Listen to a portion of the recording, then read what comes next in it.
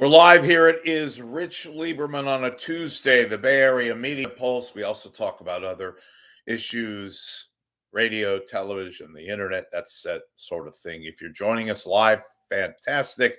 If you are watching us at a later date, terrific. Welcome aboard. Please be a subscriber to my channel so I can give you all the latest on TV, radio, and the internet.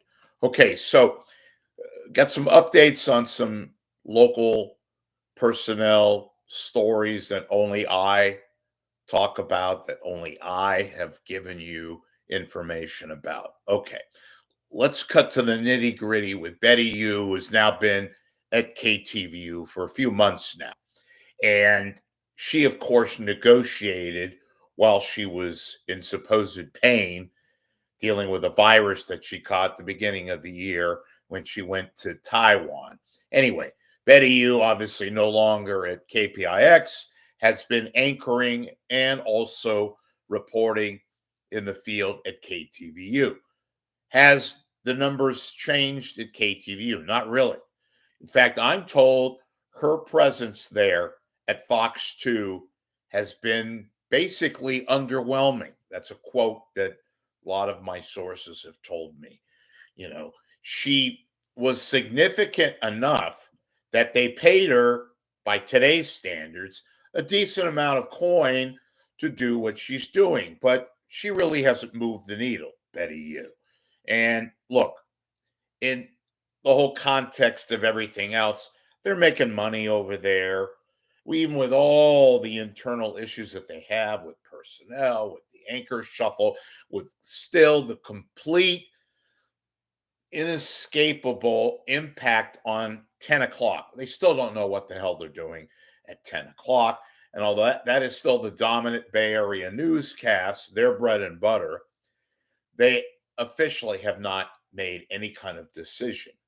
They would like to put, and God knows only why, Mike Meeback, who they've not doubled down, tripled down now, because they feel some sort of in debt to him. I don't know why.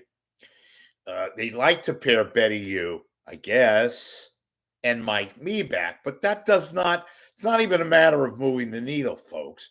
It doesn't have any kind of impact.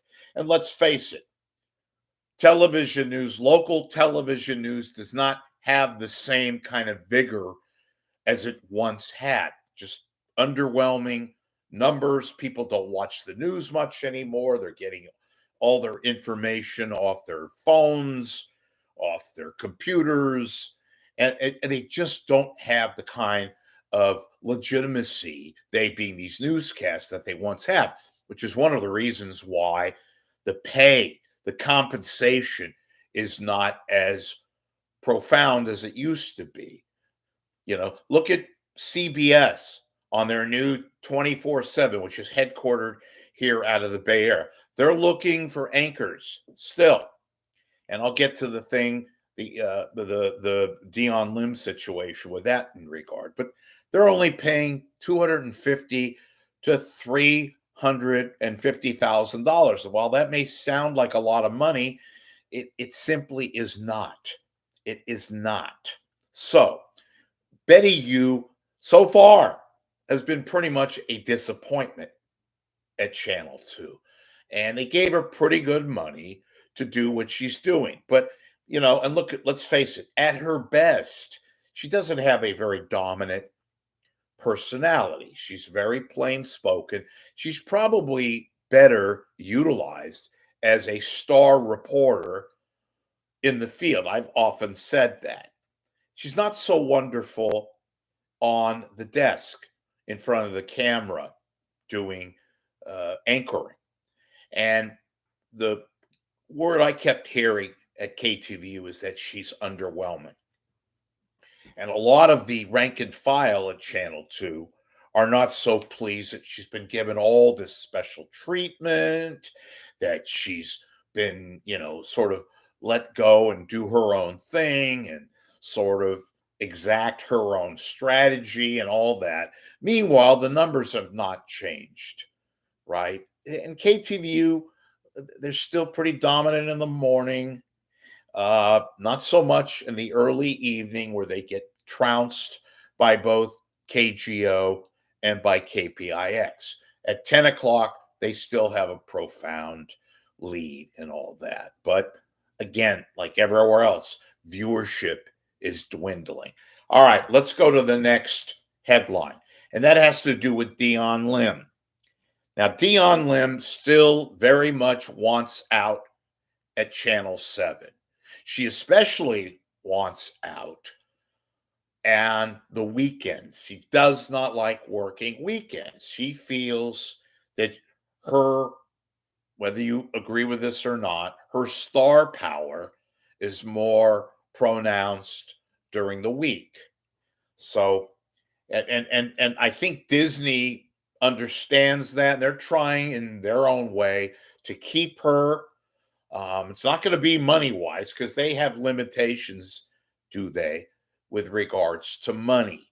I still think, and maybe I'm wrong on this, but it's just a hunch, that Dion Lim, who auditioned for the 24/7 CBS streaming show that is ongoing, headquartered literally right up the street at KPIX, the facility there, that she ends up at CBS 24/7. Could be wrong, but she's got many, many internal issues at Channel 7. She doesn't get along with a lot of people. They don't get along with her. There's, as I reported here many a times, she's got issues, as do a lot of people, with this Julian Glover, uh, who's very tight with the current news director, who I don't know how is able to continue on because she's got so much baggage. As somebody told me, she's got more baggage than the United terminal at SFO. Trixie Watkowski. Dion Lim is not going to be at Channel 7. She's only working there on a per day status. Her contract situation is basically null and void, and she is trying to get out of there. She is considered, my sources tell me, the middle of the pack for the anchorship at CBS 24/7. That's the net news streaming program that is at CBS, is really, really prepping all over the planet. I still think she's going to end up with that job. I'm told she's kind of in the middle of the pack in terms of favorites because there are a lot of anchors from not only San Francisco, but all over the LA area, Chicago, Santa Barbara, believe it or not, New York, Philadelphia, anchors that are trying to come here and work at the CBS 24/7 streaming. But Dion Lim is now unhappy because she doesn't want to work weekends. And her agent is now negotiating, I guess, for the best deal possible. And that's not just the money. She wants a different position. She wants to be anchoring, and she really, really, truly wants to be at the CBS 24/7 site. So that is an ongoing situation. I will bring you the latest when it being the information becomes available to me. Some personal housekeeping. Once again, do subscribe to my channel here on YouTube. If you want to become an insider yourself with my information, if you can, make a contribution to my site and allow me to pay my expenses, which enables me to give you the information you're only going to get here. Please make a contribution. I will personally thank you. And I will personally, whether it's email or a direct phone call, tell you how terrific it is that you support this site. So I'm going to have a lot more news coming. Stay tuned. And I thank you for being YouTubed to Rich Lieberman and the Media Pulse. We'll see you later.